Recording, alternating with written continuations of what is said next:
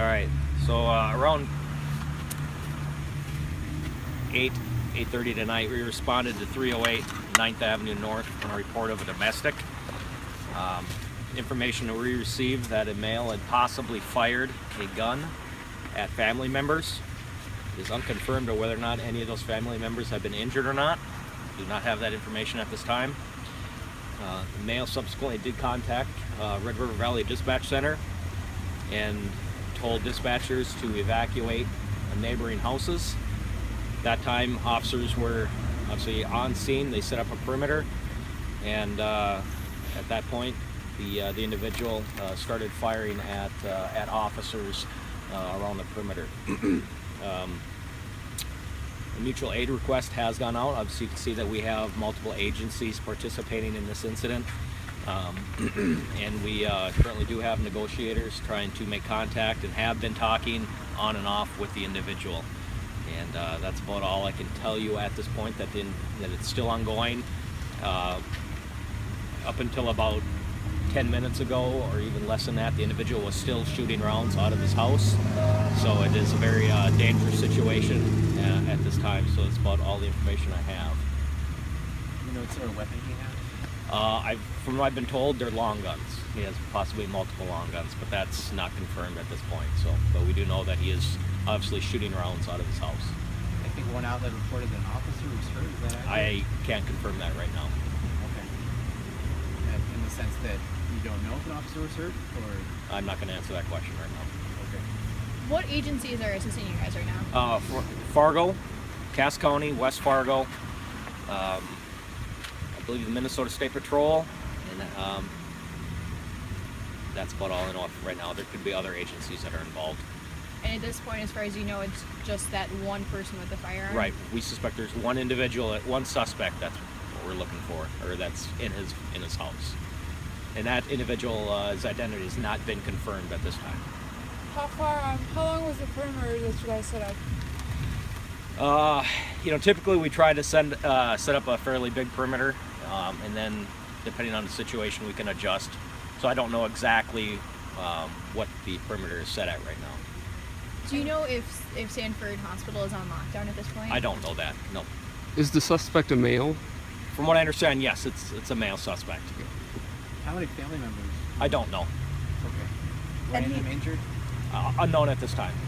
I don't believe so, but I don't have that confirmed. Did we just hear a round go off? I don't know. Did you? I heard something. I don't. That's possible. Yeah. It's possible. Obviously, we can hear some noise right now. I know our SWAT team is on scene and they're deploying their tactics, trying to end the situation. What sort of tactics are they using in the situation? Standard. They can launch gas in and try to gas the individual out, and I can't confirm if that's what's been happening. Obviously, I'm not in the command post at this time, but I know that is one option that they have. And we'd been hearing that they brought in the Bearcat. Do you know if that's been used? The Bearcat is when the SWAT usually is activated, the Bearcat comes with it. So the Bearcat is on scene.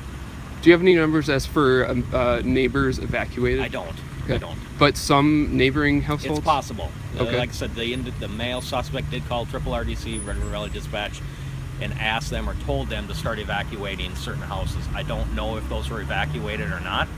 I'll certainly look into that and try to let you know. So the person that is shooting actively is the person who called dispatch? From what I understand, yes. Okay.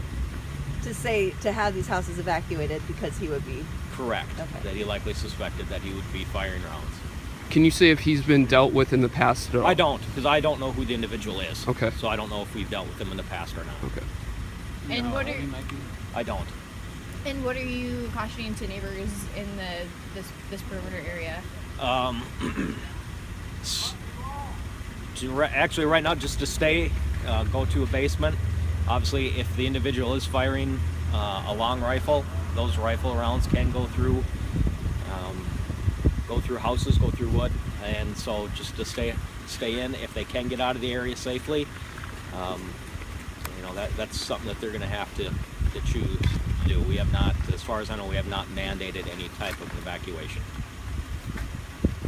Is it likely he's barricaded in? Barricaded, I know, but he is in his house and he's refusing to come out. And so, no specifics on people inside. No, as far as we know, there's just the one person inside, the one male suspect, Okay. from what I understand. And you said the address is 308. 308 9th Avenue North, correct. How long do you let a situation like this go on? As well, however long it takes. I mean, there's no guidebook, if you will, for this. I mean, we certainly don't want to rush it and put officers in a bad situation.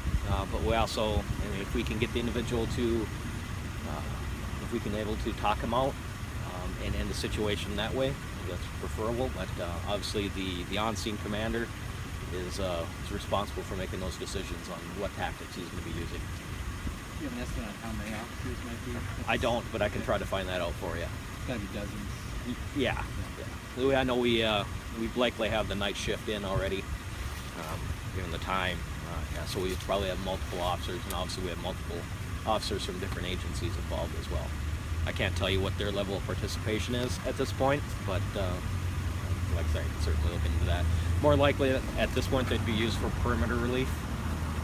Obviously, as we all know, it's very cold out here, and anyone standing out for a prolonged period of time knows that they'd like to get warmed up if possible. So, any other questions? Any idea when you might be able to tell us more about the possibility of needed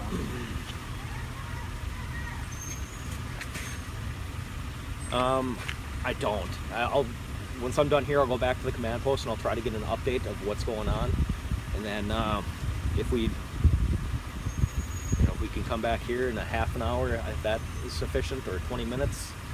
I'm not sure I'll have any updates for you at that time, but if you guys can, once we wrap here, if you can give me a list of questions that you maybe want answered that I can research for you. Understand that the incident commander might be busy and not able to answer those questions. He might kick me out of the command post, so.